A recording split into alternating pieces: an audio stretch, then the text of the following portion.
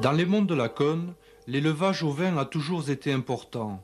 Il a sans doute contribué au développement d'une activité textile. D'abord d'un caractère strictement familial, puis artisanal, elle allait peu à peu s'étendre et plus particulièrement dans les plaines du Mazamétain et du Castré. Autre temps, autre débouché, autre dimension.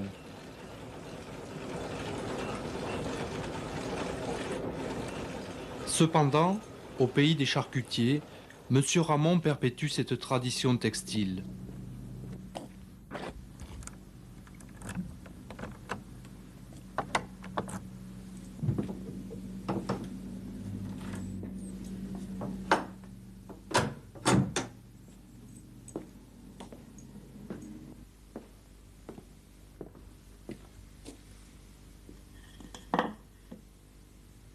Nous,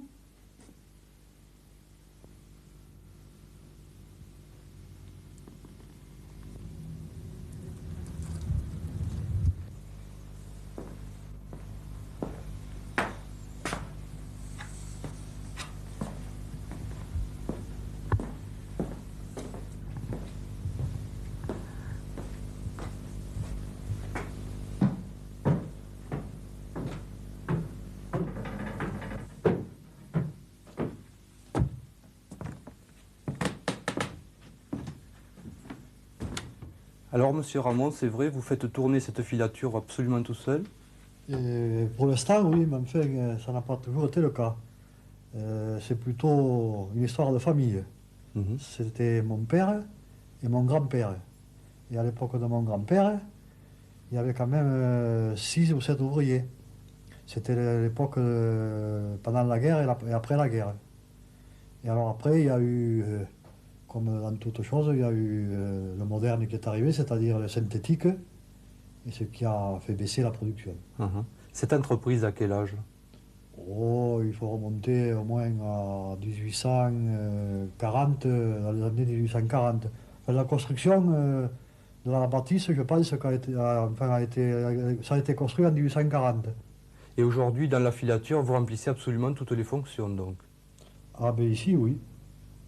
Ici, je fais office de patron contre maître ouvrier. C'est-à-dire que je fais le travail sur les machines seul, comme je vous l'ai dit tout à l'heure. Et en partant de là, je suis tenu à assurer le fonctionnement de tout le matériel.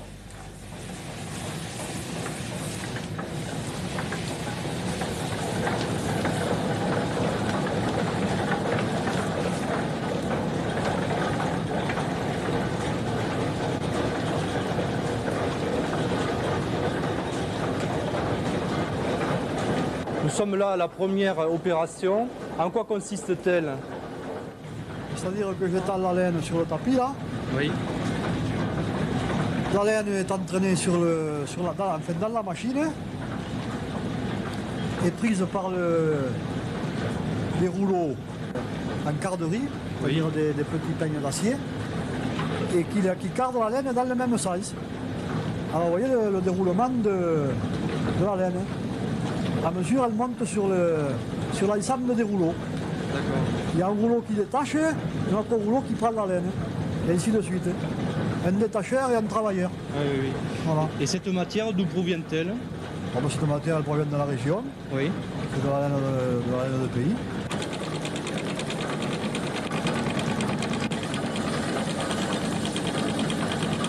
Voilà, quand la nappe est terminée, je l'enlève.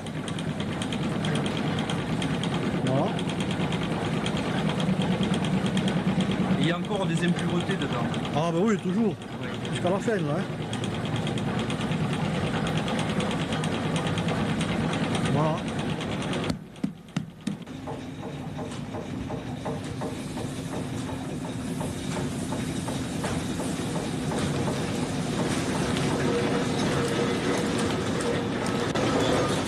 Alors la première opération que nous avons vue, c'était le droussage, c'est bien ça? C'est ça.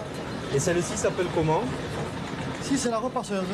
Je prends la nappe de la brousse et je la repasse sur le tapis. Il la remet de nouveau à la machine pour un carrelage plus fin.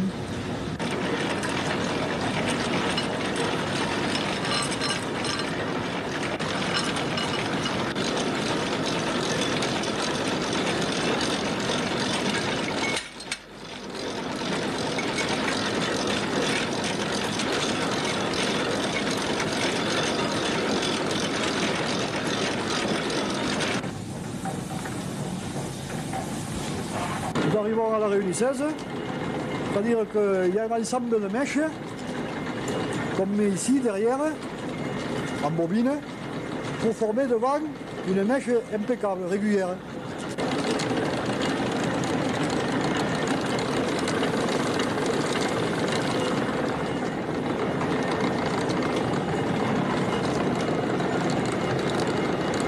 Et ici, c'est la dernière, c'est-à-dire la fileuse.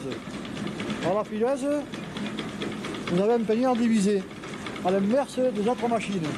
C'est-à-dire que chaque bague du peigneur fait un fil.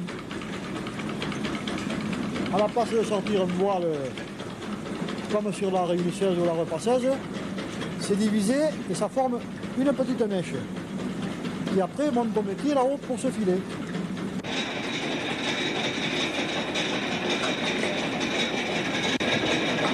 Après les 4 phases du cardage effectuées au rez-de-chaussée, c'est au premier étage que nous retrouvons M. Ramon. La mule génie qui occupe pratiquement toute la longueur du bâtiment est plus que centenaire. C'est un métier à filer à main, ancêtre du rang-videur.